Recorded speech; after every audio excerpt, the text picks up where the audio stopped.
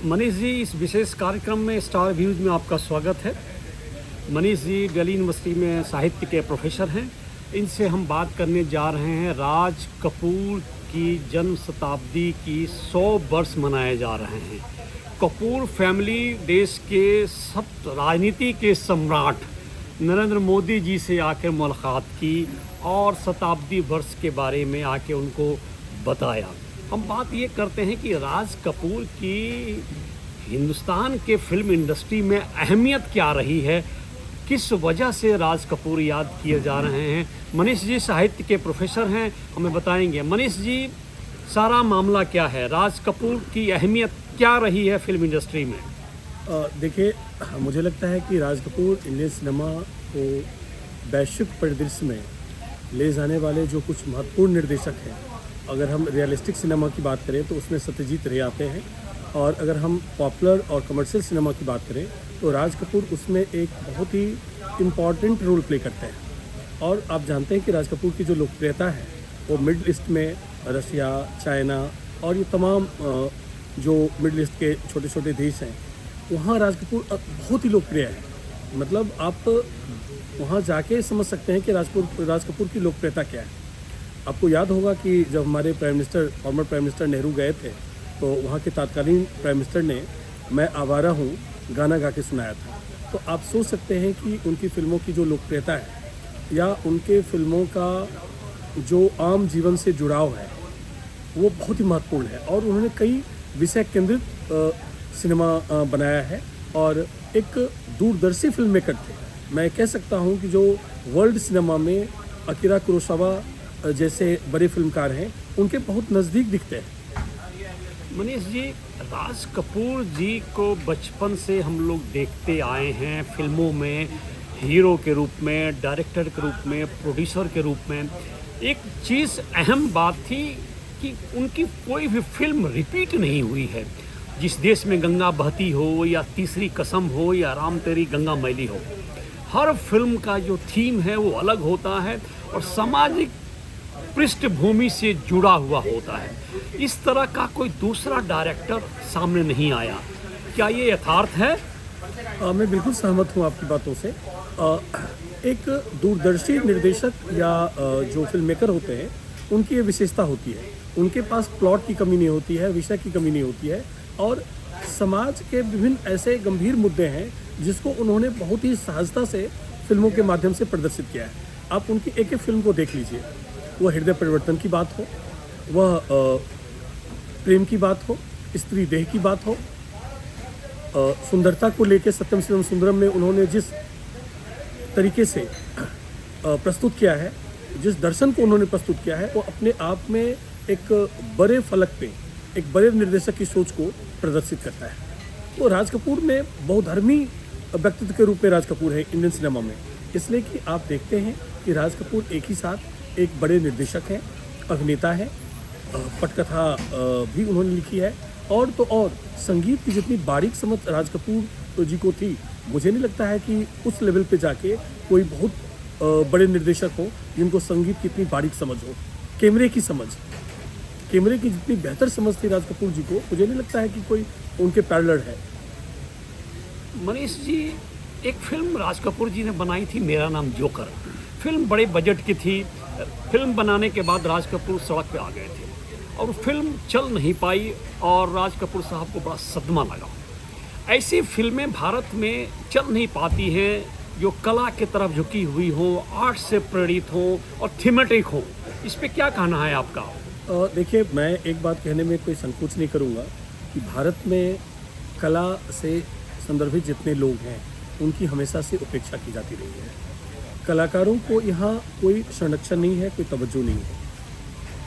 मेरा नाम जोकर राज कपूर की एक दूरदर्शी और एक प्रयोगधर्मी फिल्म थी। जिस तरह से उन्होंने एक दर्शन, मतलब एक राज कपूर ने जोकर के रूप में जिस चीज़ को प्रस्तुत किया है वो अपने आप में एक प्रयोग था और दर्शक ने उसे नकार दिया। लेकिन बाद में जब वही फिल्म चली तो काफ़ी सक्सेस रही है।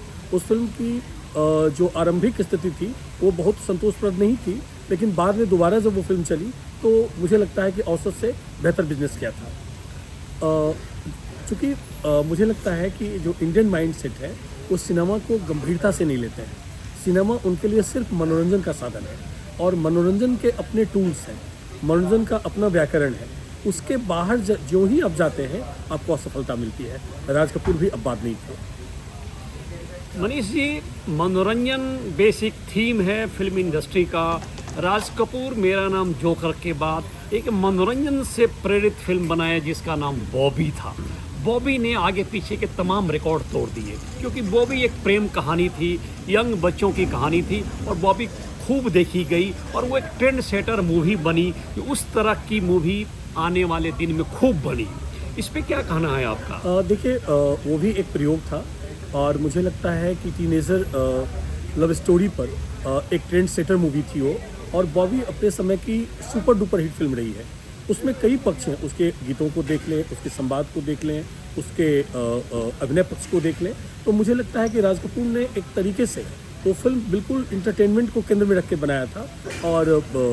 और यही कारण था कि विषय की ताजगी को लेके, उनके प्रेजेंटेशन को लेके, वे ऑफ उसको क्या कह सकते हैं आप, कि जो उनका फिल्मांकन है वो इतना बेहतरीन था कि आज भी बॉबी अपनी लोकप्रियता को बरकरार रखे हुए हैं। मनीष जी, क्या राज कपूर के जीवन में शैलेंद्र और मुकेश की क्या भूमिका रही है? क्योंकि ज़्यादातर फिल्मों में जब तक शैलेंद्र रहे, राज कपूर के साथ उन्होंने अपने गाने को दिया और मुकेश भी अपनी आवाज़ देते रहे। तो आपको लगता है मेकिंग ऑफ राज कपूर में इन दोनों का योगदान काफ़ी ज़्यादा रहा है? देखिए, जो सिनेमा है और जो फिल्म बनाने की पूरी प्रक्रिया है वो एक टीम वर्क है और राज कपूर अपनी टीम पे भरोसा करते थे। और राज कपूर ने अपने समय में एक बेहतरीन टीम बनाई जिसमें जो उनकी हीरोइन थी वो नरगिस थी, जो उनके गीतकार थे वो शैलेंद्र थे, हसरत जयपुरी थे, जो उनके संगीतकार थे वो शंकर जयकिशन थे। तो ये तमाम, और उनके कुछ चिरपरिचित किरदार होते थे।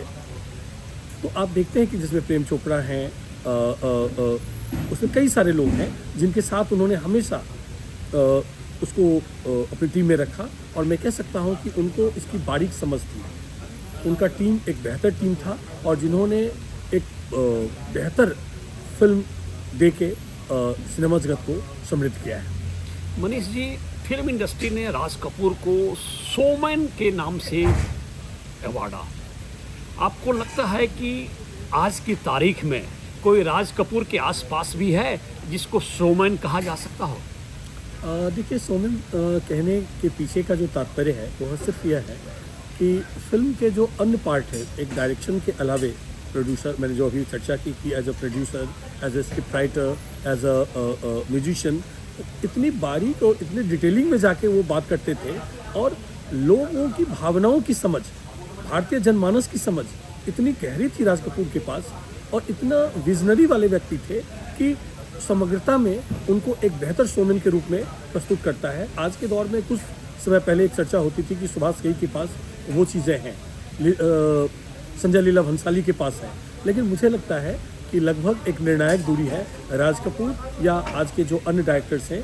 मुझे नहीं लगता कि राज कपूर के समानांतर कोई है जो इस शोमैनशिप को जीवित रख सके। मनीष जी, ये जिनका आपने नाम लिया है, ये राज कपूर के सामने बहुत ही बौने लोग हैं और इससे ज़्यादा मैं कुछ नहीं कर सकता हूँ। अब हम आगे की बात कर रहे हैं। राज कपूर के परिवार में अभी कितने लोग हैं जो उनके लेगेसी को लेके आगे बढ़ रहे हैं?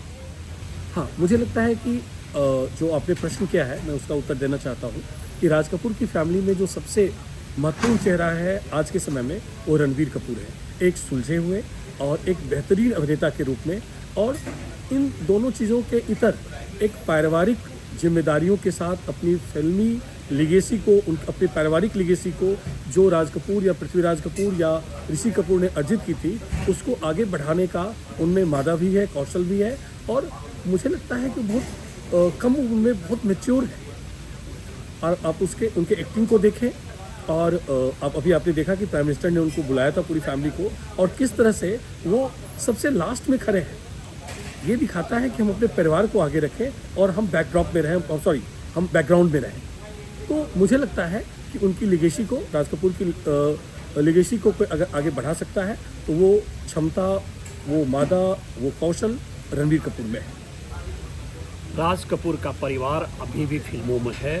जिस तरह से मनीष जी ने बताया कि उनका पोता अभी काफ़ी नाम कमा रहा है, लेकिन एक्टिंग तो कर रहे हैं लोग, लेकिन डायरेक्शन और प्रोड्यूसर की हैसियत से अभी कोई बड़ी फिल्म क्या वो लोग सोच रहे हैं बनाने को? क्योंकि राज कपूर के बाद एक फिल्म बनी थी हिना राम तेरी गंगा मैली वगैरह, लेकिन कोई बड़ी चीज़ आई नहीं। क्या आपके नॉलेज में इस तरह की कोई बात है?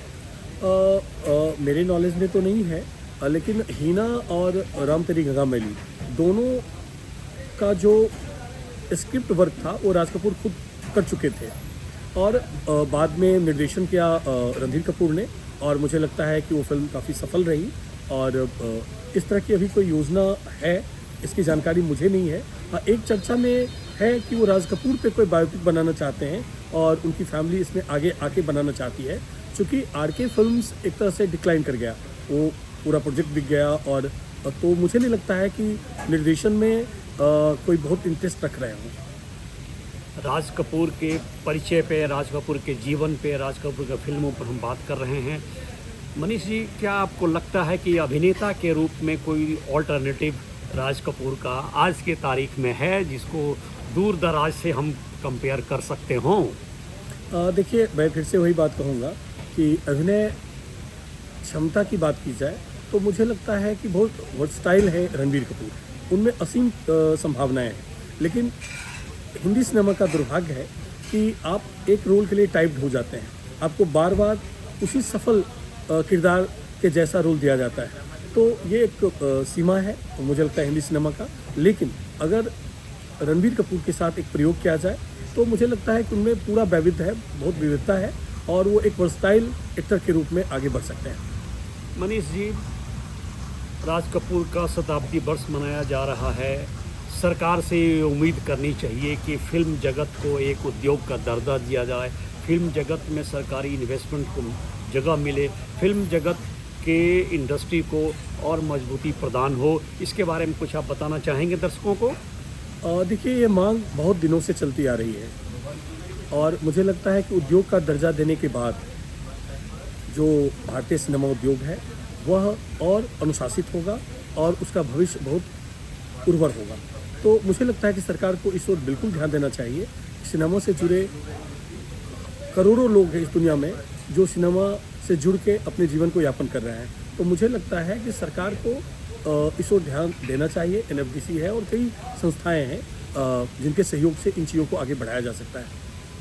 आज भी मनीष जी, भारत जैसे देश में मनोरंजन का जो सबसे बड़ा साधन है वो चलचित्र है, इसका कोई मुकाबला नहीं है। तो निश्चित तौर पे सरकार को इस पे ध्यान देना चाहिए। आने वाले दिन में सरकार का रुख फिल्म इंडस्ट्री पे सॉफ्ट हो, फिल्म को एक उद्योग की तरह सरकार ट्रीट करे, आने वाले दिन में ये एक उद्योग के रूप में इमर्ज करे, इस तरह की हम शुभकामना करते हैं। आप स्टार व्यूज़ से बात की, आपका हार्दिक धन्यवाद। धन्यवाद।